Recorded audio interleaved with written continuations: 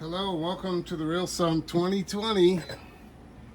So this is one of those days. See all those glasses? I gotta polish all these glasses. Most of the time that's the light I use to make sure they're pretty clean. These just have to be buffed up. Those have to be polished. And I think it was like December, I kind of just lost track of all you guys. I'm really sorry, but stuff just happens. Still the same old, right? I did get Nicholas J. This is the winemaker. His Pinot Noir from Oregon. It's amazing. But this is the winemaker from Mayo Kamazay. So you can basically get Mayo Kamazay's winemaker, his stuff, for $100 on a wine list, or less if you're coming over to my restaurant. I think I left you guys off with my Cabernet rant. I found this Grand Vin Chateau de Chambert. Now I sell this, so full disclaimer, this is Malbec from Cahors. A lot of people, when you talk to a French person, they say Cahors, right? So it's kind of hard to understand them, but this is really beautiful. So for those of you who do not know, Malbec is from France.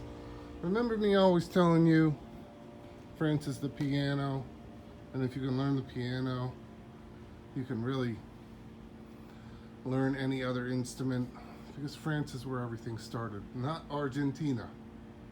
Okay? Malbec started in France. They brought it over there. It adapted beautifully to that climate, just like Chenin Blanc adapted beautifully to South Africa's, the Cape. Okay, so I got a couple things here. Remember the terraces? My distributor, in their infinite wisdom, has this. Oh my God, where can I get this so it's not dying and killing you? There we go. Jesus, sorry. Yeah, my distributor in their infinite wisdom decided they were going to take off the terraces. They're not going to sell it anymore in Florida. This is the Quarry Vineyard that you buy nickel and nickel. This is the first two vintages of Caymus made by Randy Dunn came out of that vineyard. How do you just walk away from a historic vineyard like that? By the way, 2015. Know why? Guy makes like 600 cases of wine. That's why. Ellers. 16. I'm going somewhere with this. Guys like Stag's Leap, Faust, Cake Bread, I think. Yeah. They make a lot of wine, so you expect that to be 17. But when you're going to make a Cabernet that you're going to sell for $100, and you're on vintage 2018, I wonder, just makes me question your practices. That's all. So, some people just take a stainless steel fermenter. I'm not kidding. I'm not pointing fingers. But some people take a stainless steel fermenter and they ferment the juice, and then they put a sack, literally like a pillowcase almost, full of oak sawdust. And that imparts a lot of oak flavor and tannins and that kind of stuff. Not that they give a crap about tannins. This is like grape soda now. That stuff is awful. That's just one sommelier's opinion. But I really don't care if they come at me with a cease and desist order. You know me. The Wagner family is totally out of integrity with me. And with a lot of us. All right, so that's the rant about Caymus. I call it the C word. All right. By contrast, Bettina Sichel was a wine. She worked at. She's been in the wine business all her life. I'm so sorry you can't see. That's Laurel Glen Vineyards. That used to be owned by a guy named Patrick Campbell on Sonoma Mountain. That's a spectacular place. 2009. Hello. Thomas Rivers Brown. Double Diamond. Makes this at Schaefer. 2016. That's a normal person. This is Groth. This is current vintage I'm getting from Groth. Current vintage. 2014.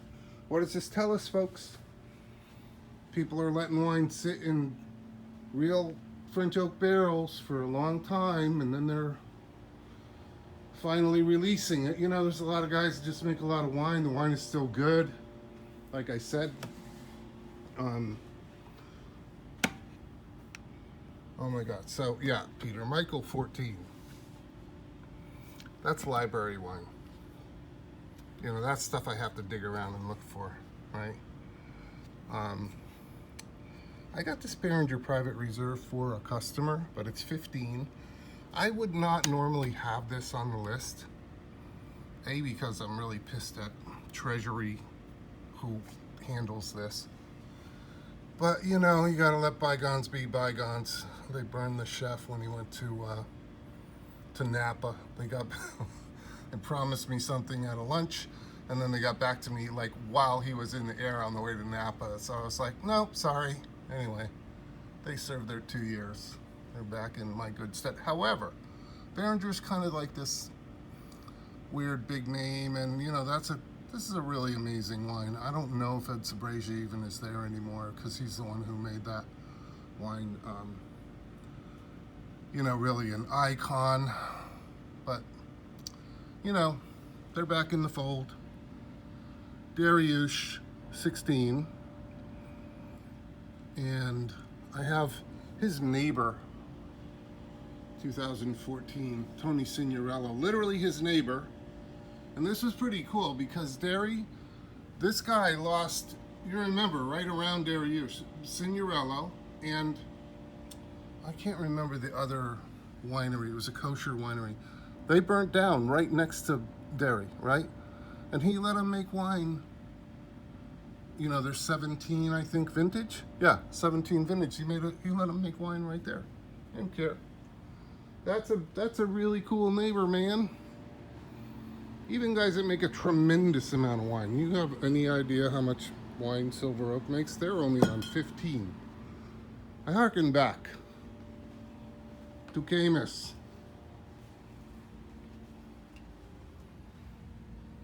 (2018). Anybody want to justify that with me? Come get me. Oh my God. All right. And then, you know, this is, since I finished the list by now, you know, I got a couple of really amazing this Alexa Corton. I found it from a Spanish vendor, like a guy I'm just always never thinking about anything except for Spain from him. He sold me this Le Brunet Alexa Corton. It's the best Pinot Noir for the food here that we have ever had. I've been here for 25 years, man. It's freaking awesome. I added Lynch Bage. La Femme Rocher, we got like 5 cases into the state, and the guy just offered it to me, 09. It's drinking great. It's great. I don't like it. It's awesome. Cantenac Brown. I needed a Margot. So that's 05. Not to be confused with Brown Cantenac. Remember this. That's a lot, and Brown Cantenac is like $100 maybe, if that. And somewhere around here, I have some Lynch Moussas, but I can't find it. That is a nice bottle. 06. So anyway, you know, I just want to kind of just say hi, happy 2020, happy New Year, and we're going to get back rolling again, okay?